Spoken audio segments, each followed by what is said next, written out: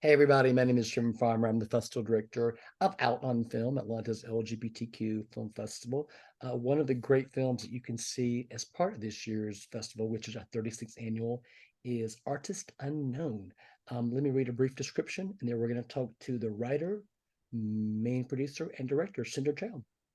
In Artist Unknown, Juniper, an insecure martial artist, must find out the origins of a painting after two thieves try to steal it from her. Please welcome Cinder Chow, writer, the main producer, and the director. Hi, so lovely to be here. Thank you so much for doing this. This is such a fun movie because it straddles, it's different genres. It's when I watch it, it's obviously a comedy. There's some action in it. There's some romance. I mean, I just really enjoyed this film. So thanks for sharing this with our audiences. Awesome. No, I love that. It's definitely a multi-genre and Exactly. I didn't realize I was writing a rom-com. Everybody else did, but I thought I was writing some kind of like mystery caper kind of thing, but Yeah, the film became what it wanted to be ultimately. So, exactly. Well, so can you talk to us a little bit about the origins of this and when you started this? yeah, so I started writing this during the pandemic. This movie's totally a pandemic baby. I was developing another feature, which is called Mrs. Softy. It's based on my summer driving an ice cream truck in New Jersey. Yeah. Also an LGBTQ themed film. But basically, yeah, when the pandemic happened, I pivoted and I just felt a really strong need to make something. And why not a feature film? Why not do something totally difficult that I've always been scared to do? Um, and it just felt like the right time to face this fear. So I started looking at ideas that I had in my vault, Mhm. and I have these clippings of just people, uh, news clippings of people who go to thrift stores and buy paintings. I thought that would be like a really interesting setup for a movie. And just the other day, somebody bought an Andrew Wyeth at a thrift store for $4. They didn't even like the painting, they liked the picture frame that it came in. And turns out it's an Andrew Wyeth and it is probably going to go to auction. It might sell for around $250,000. It's like crazy. Hysterical. Yeah. So then I thought, who would want to make this movie with me? And I know Carrie Lacey, our lead from Film Shop. We're both in this film collective. Mhm. Actually, a couple of the other actors are also in Film Shop, like Walker, who plays Cedric, and Daryl is also in Film Shop. Mhm.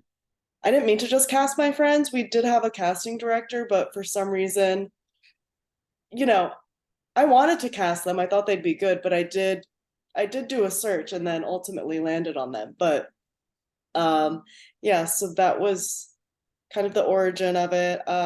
Carrie is a talented martial artist and actor.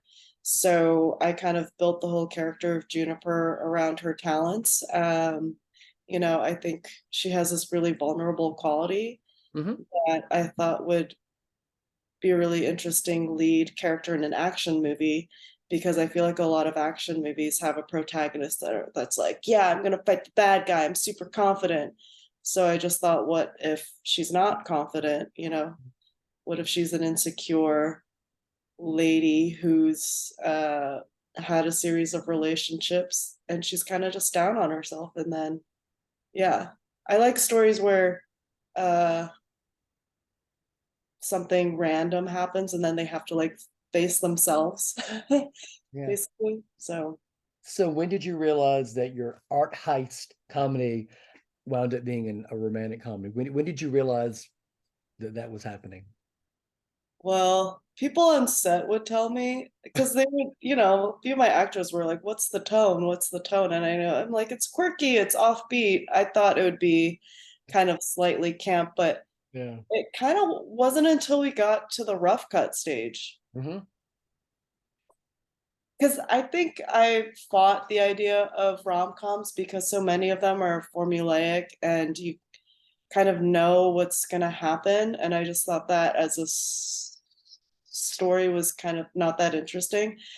Um, but now I've watched a lot more rom-coms, revisited them, and I always thought it was about the protagonist finding completion through this romance, but a lot of them are actually not. A lot of them are like the romantic interest is pushing them to do something outside of themselves and then become better for it. Like 27 Dresses was Exactly. an example of that. So yeah, it was actually my editor, Rhett, who said, you have all the elements of a rom-com. We realized during the rough cut that our act 3 was pretty flat. And I was like, oh no. So we actually went back and did a 3-day reshoot. I restructured like the whole ending. And he goes, you're missing the 2 story beats where the protagonist does something the love interest doesn't like, and the love interest is like, I'm out. So we added that into it. So it was a lot later. Yeah. So let's talk about Juniper, because Juniper is a very three-dimensional character. She's got a lot going on. But just talk to me a little bit about Juniper and her insecurities. Yeah, that was something, her arc was something I realized was kind of uh wasn't fully fleshed out in Act 3 too. Hmm. And I think she suffered in the beginning from passive protagonist syndrome, where things happen to her, but I think I leaned into that and was like, yeah, things happen to her, but then by Act 3 she decides to actually um fight for herself and be an active person in her own life. Hmm. So yeah, I started her. I mean, the first scene that I wrote is the first scene of the movie where she buys a painting and then um, is attacked. And so, with Carrie as the lead, I thought that Juniper uh, would be interesting if she didn't believe she was a fighter. I kind of fought the idea that she was a fighter the whole Hmm. time. Like, I didn't think it was something she wanted because I haven't seen it that much in movies or like people I've been around. I haven't seen that many women fighters. Yeah. So I kind of fought that. And then I just was asking questions like, why is she back? Who is she staying? So uh, I just knew that she had to start at kind of a low point emotionally, and that this discovery of the painting opens up something inside of her. And that is that she wants to become a fighter. Exactly. Obviously, Juniper is the lead here, but the film is full of other interesting characters as well. Can you sort of talk about, this ensemble, because it's an ensemble that really works very well together. Can you sort of talk about the comfort on set of actors knowing each other, and I mean that comfort level really comes through. That's great to hear.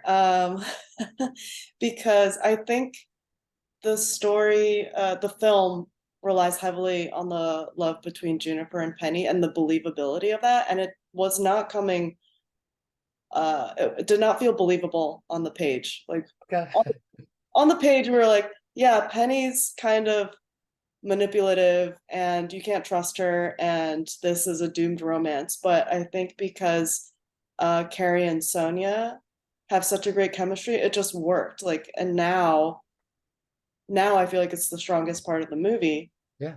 But Sonia, I didn't know before this.